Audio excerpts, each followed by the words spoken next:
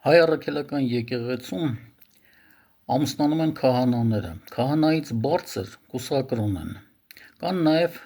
կուսակրոն քահանաներ, որոնք կոչվում են աբեղա, բայց նրանք իրենց ծառայությունը մատուցում են բնակավայրերից հեռու վանքերում։ Իդեպ ճեմարանը ավարտելուց 1 տարի առաջ սովորողներին ժամանակ է տրվում, որպեսզի մտածեն, ուզում են դառնալ կուսակրոն, թե ոչ։ Վերջերս լսում էի Մոսկվայի և Նոր Նախիջևանի